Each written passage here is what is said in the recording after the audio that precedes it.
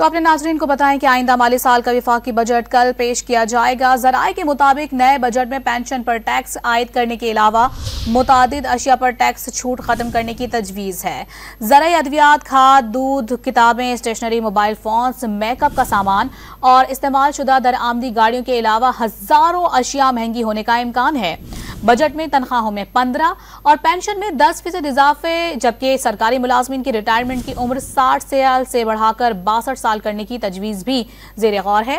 1 درجن سے زائد اداروں کی نجکاری آئندہ مالی سال کی بجٹ تجاویز کا حصہ ہے۔ 6,500 ارب روپے خسارے کے بجٹ میں دفاع کے لیے 2,250 ارب روپے مختص کرنے کی تجویز ہے۔ مزید بات کریں گے ڈان نیوز اسلام آباد کے چیف رپورٹر ثناء اللہ خان ہمارے ساتھ موجود ہیں۔ ثناء اللہ، بتائے گا یہ بجٹ آج پیش کیا جانا ہے، کس پر بوجھ زیادہ پڑے گا اور کس کے لیے یہ بجٹ اچھا ثابت ہوگا؟ دیکھیں، ایک تو جو مسلم لیگ نون اور اتحادیوں کی حکومت ہے، اس کا یہ پہلا بجٹ ہے اور یہ کل شام کو قومی اسمبلی میں وزیر خزانہ محمد اورنگزیب پیش کریں گے اور اس بجٹ کا جو حجم ہے کوئی 18,000 ارب کے قریب ہوگا، جو رواں مالی سال سے 24% زیادہ ہے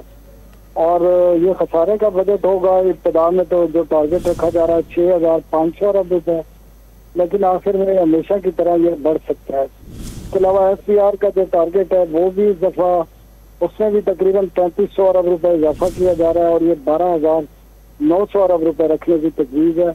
اور اس کو پورا کرنے کے لیے جو جی ایس ٹی کی اور انکم ٹیکس کی ایگزمپشن ہے، آئی ایم ایف کی ڈیمانڈ ہے کہ ان تمام ایگزمپشن کو ختم کیا جائے اور اگر یہ ختم ہو جاتی ہیں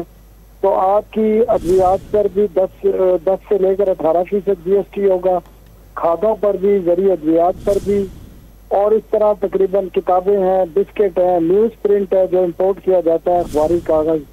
کتابیں ہیں، اس کے علاوہ اسٹیشنری ہے، میک اپ کا سامان ہے اور اس طرح بہت ساری چیزیں۔ اس کے ساتھ جو یوز کاریں ہیں، استعمال شدہ کاریں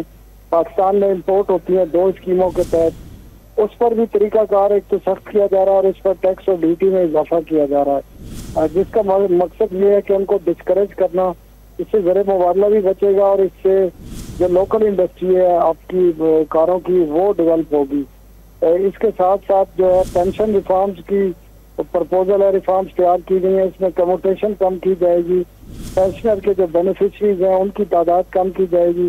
اور یہ بھی پرپوزل ہے کہ ریٹائرمنٹ کی جو عمر ہے وہ 60 سال سے بڑھا کر 62 سال کر دی جائے اور اس کی حتمی منظوری ابھی کابینٹ میں دینی ہے اور جس کے بعد یہ پتہ چلے گا۔ دفاع کے لیے تقریباً 16 سے 17% دفاعی بجٹ میں اضافہ پرپوز کیا جا رہا ہے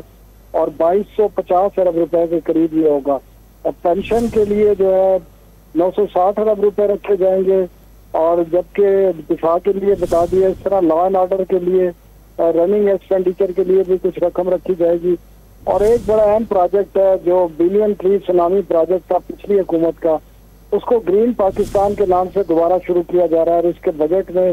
تقریباً 300% اضافہ کیا جا رہا ہے۔ جی بہت شکریہ چیف رپورٹر ثناء اللہ خان،